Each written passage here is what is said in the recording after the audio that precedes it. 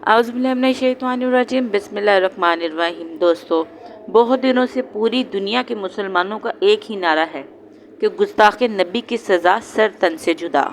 जी हाँ, मैं बात कर रही हूँ नकुल शर्मा की गुस्ताखी के बारे में, जिसने मेरे प्यारे आका सल्लल्लाहु अलैहि वसल्लम की गुस्ताखी में नाज़ेबा अल्फाजों को यूज़ किया। नाउज़ुबिल्लाह।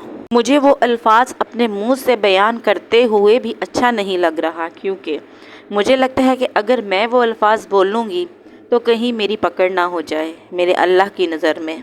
लेकिन इस गुस्ताख औरत को इसके तमाम सवालों के जवाब इसी वीडियो में मिलेंगे और आप लोगों को बताऊंगी कि इसने क्या सवाल किए थे। वो जो इसने बातें बोली थी मैं मुंह से बयान तो नहीं कर सकती, लेकिन उसके जवाब मैं पूरे इसे दूंगी।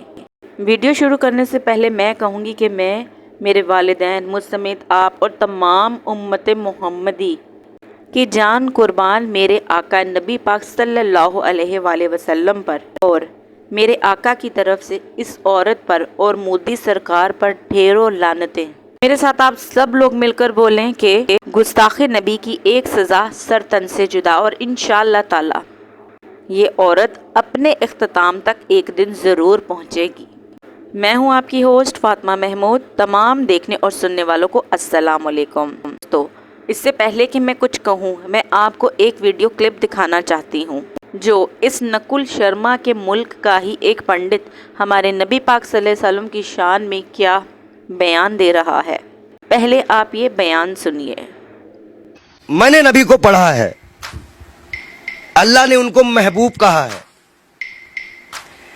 उनका दिल इतना साफ था कि एक बूढ़ी दादी जो है कूड़ा फेंकती थी और डेली उन पर कूड़ा फेंकती थी। एक दिन वो कूड़ा नहीं फेंकी। हमारे नबी ने उनका हालचाल उनके घर गए थे। उन्होंने कहा है कि अगर पड़ोसी भूखा है, वहां उन्होंने हिंदू मुसलमान नहीं बताया है, कुरान में आप कहीं भी देख लीजिए, नहीं है। कोई भी भूखा है तो आप खाना नहीं खा सकते। एक बार वो मक्का मदीना इस्लाम फैलाने गए, लोगों ने विरोध किया, पत्थर मारे, जूते तक में उनके खून, उनकी जूती जो थी उनपे भी खून आ गया था, भर गया था। इब्राहिम अलैहिस्सलाम जहन्नम की आग लेके उतरे थे और बोले थे मेरे प्यारे नबी, ये मेरे प्यारे महबूब। वो इसलिए बोले थे कि अल्लाह उनको प्यारे नबी और महबूब करते थे। इस्लाम के लास्ट पैगंबर माने जाते हैं। उन्हीं की उम्मत जो है अल्लाह की बारगाह में जाएगी, सुनवाई होगी। जी तो दोस्तों, इस औरत ने मेरे प्यारे आका सल्लल्लाहु अलैहि वसल्लम की शान में नाउज़ुबिल्लाह एक गुस्ताख लफ्ज़ बोला कि 9 साल की बच्ची से शादी क्यों की। इसके कहने का मतलब था कि नाउज़ुबिल्लाह कि हमारे नबी पाक सल्लल्लाहु अलैहि वसल्लम अय्याश थे। तौबा नाउज़ुबिल्लाह, अल्लाह मुझे माफ़ फरमाना। दोस्तों, इस दुनिया के तमाम काफिर सुन लेके उन्होंने नाउज़ुबिल्लाह अय्याशी करनी होती तो उनके लिए इस दुनिया में अरब के शहर में बहुत कुछ वो बिना निकाह किए ही नाउज़ुबिल्लाह काम कर सकते थे।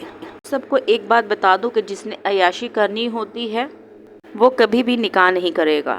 मेरे प्यारे आका हज़रत मोहम्मद सल्लल्लाहु अलैहि वसल्लम ने उन औरतों से निकाह किया जो बेवा और तलाक याफ्ता थीं। हज़रत खदीजा 2 बार बेवा हुई थी और आप सल्लल्लाहु अलैहि वसल्लम से 15 साल बड़ी भी थी। इन काफरों को बता दूं कि हज़रत खदीजा कौन थी। हज़रत खदीजा हमारे प्यारे नबी सल्लल्लाहु अलैहि वसल्लम की पहली बीवी थी, जो उनसे उनकी उम्र में 15 साल बड़ी थी। उन्होंने अय्याशी करनी होती तो वो अपने से बड़ी उम्र की औरत से कभी भी निकाह ना करते। रही बात बाकी किए 9 निकाहों की, तो 9 शादियों में से सिर्फ हज़रत आयशा सिद्दीक़ा ही कुंवारी थी। बाकी उनकी तमाम बीवियां बेवा और तलाक याफ्ता थीं। मेरे प्यारे आका सल्लल्लाहु अलैहि वसल्लम ने अपनी उम्मत को इन शादियों से एक पैगाम दिया।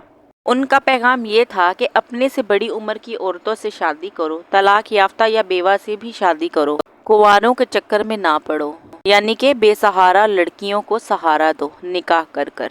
और उनकी उम्मत यानी हम पर यह फ़र्ज़ है कि अपने प्यारे आका सल्लल्लाहु अलैहि वसल्लम की सुन्नत पर चलें और बेसहाराओं को सहारा दे। ये बात तो काफिरों को क्लियर हो गई होगी। अब उसके एक और सवाल का जवाब देते हैं कि अम्मा आयशा रज़ी अल्लाह ताला अन्हा से मेरे प्यारे आका नबी पाक सल्लल्लाहु अलैहि वसल्लम ने शादी क्यों की। मुझे अगर काफिर लोग सुन रहे होंगे तो इंडिया के ही लोग अगर सुन रहे होंगे तो उन्हें मैं बता दूं कि उनके प्राइम मिनिस्टर मोदी اگر ان کو آ کر ان کی عام جو عوام ہے، ان کی جنتا ہے، ان کو آ کر کہہ دے کہ میں نے شادی کرنی ہے، جو لڑکی کنواری ہو اور کم سن عمر کی ہو، تو یقیناً اس لڑکی کے ماں باپ خود بخود کہیں گے کہ شادی کر لو، یہاں تک کہ وہ لڑکی خود بھی راضی ہو جائے گی۔ وجہ کیا ہے بتاتی ہوں۔ وجہ یہ ہوگی کہ پیسہ، پاور، شہرت، یہ سب چیزیں اس کو ملیں گی۔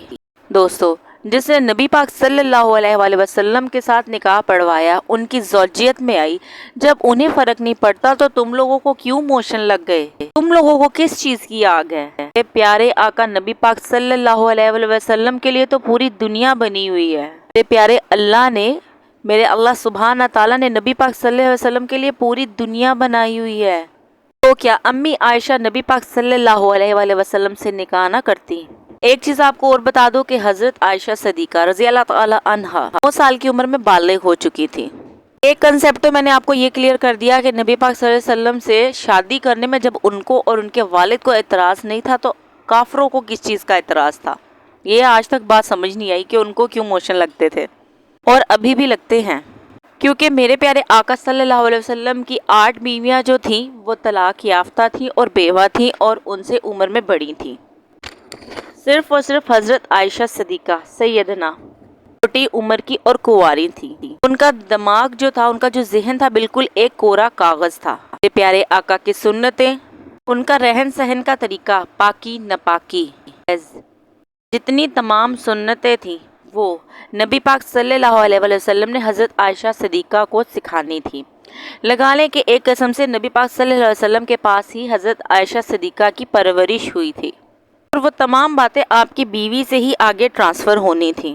بہت ہی کم عمر میں حضرت سیدہ عائشہ کا نکاح ہوا کہ ایک صاف ذہن والی، یعنی کہ جس کو سکھانا ہو وہ آپ صلی اللہ علیہ وآلہ وسلم کے نکاح میں آئے اور آپ صلی اللہ علیہ وآلہ وسلم اس کی تربیت کریں، کہ انہوں نے آپ صلی اللہ علیہ وآلہ وسلم کے بعد 47 سال تک زندہ رہنا تھا۔ 92 ہجری میں وہ فوت ہوئی، وہ کئی صحاباؤں کی استاد بھی بنی، انہوں نے ان تک دین پہنچانا تھا، اسی لیے سیدہ عائشہ صدیقہ، اسی لیے جو تربیت حضرت عائشہ صدیقہ کی ہوئی وہ نبی پاک صلی اللہ علیہ وآلہ وسلم کے گھر میں ہی ہوئی۔ عمر میں ان کی شادی اس لیے ہوئی کیونکہ وہ آپ صلی اللہ علیہ وآلہ وسلم کی آئلی زندگی آگے ہم امتیوں تک پہنچا سکے۔ میرے پیارے آقا صلی اللہ علیہ وآلہ وسلم فرماتے ہیں کہ جبرائیل علیہ السلام حضرت عائشہ صدیقہ کی تصویر لے کر آئے اور نبی پاک صلی اللہ علیہ وآلہ وسلم کو دکھایا کہ اس عورت کے ساتھ آپ کا نکاح ہونا ہے، یعنی کہ انہوں نے آپ کی زوجیت میں آنا ہے، آپ کی بیوی بننا ہے۔ آگے اللہ سبحانہ تعالیٰ کی طرف سے دین اسلام کو آگے پہنچانا ان کا مقصد تھا۔ یہ بات بھی ان کافروں کو کلیئر ہو گئی ہوگی۔ دوستو، ان کافروں کی اتنی اوقات نہیں ہے کہ یہ ہمارے پیارے آقا صلی اللہ علیہ وآلہ وسلم کی اس شان کو سمجھ سکیں، کیونکہ قرآن فرماتا ہے کہ کافروں کے ناک، کان، آنکھیں بند ہو چکی ہیں، ان کے گلے میں توق ڈل چکا ہے، یعنی کہ وہ اندھے، بہرے اور گونگے ہیں۔ اس کا مثال یہ ہے کہ انہیں جو نظر آتا ہے وہ سمجھ نہیں سکتے، وہ بہرے ہو چکے ہیں اور وہ گونگے بھی ہیں۔ یہ بات بھی ان کافروں کو کلیئر ہو گئی ہوگی کہ حضرت عائشہ صدیقہ سے نبی پاک صلی اللہ علیہ وآلہ وسلم نے نکاح کیوں کیا، ان کو اپنی زوجیت میں کیوں لے کر آئے۔ انشاءاللہ تعالی نبی پاک صلی اللہ علیہ وسلم کا گھوڑا براق، جس کو اس نے کہا کہ اڑتے ہوئے گھوڑے، اس کے اوپر بھی تفصیل سے ویڈیو بناؤں گی اور ان کے منہ پہ تماچا ماروں گی انشاءاللہ۔ ان گستاخوں کی صرف ایک ہی سزا ہے، ان کا سر تن سے جدا ہے۔ جتنا مرضی چھپا لے مودی تو اس کو بیٹا، یہ ہمارے ہاتھ ضرور آئے گی انشاءاللہ تعالی، اور اپنی جان سے جائے گی، اور اس کو جہنم رسید ہونے سے کوئی نہیں روک سکتا انشاءاللہ۔ میری جان قربان میرے پیارے آقا صلی اللہ علیہ وآلہ وسلم پر۔ نعرہ تکبیر، اللہ اکبر، نعرہ رسالت یا رسول اللہ۔ اسی کے ساتھ آپ تمام لوگوں سے اجازت چاہوں گی، اگر میری ویڈیو پسند آئی ہے تو میری حوصلہ افزائی کیجیے گا تاکہ نیکسٹ ویڈیو ان لوگوں کے منہ پہ تماچا مارنے کے لیے بناؤں۔ مجھے بہت خوشی ہے کہ میں اس ویڈیو میں اپنے پیارے آقا صلی اللہ علیہ وسلم کی شان بیان کر رہی ہوں۔ میری جان قربان میرے پیارے آقا پر۔ اللہم صلی علی محمد وعلی آل محمد کما صلیت علی ابراہیم وعلی آل ابراہیم إنك حميد مجيد اللهم بارك على محمد وعلى آل محمد كما باركت على إبراہیم وعلى آل ابراہیم انک حمید مجید۔ دوستو مجھے دیجیے اجازت، اللہ نگہبان۔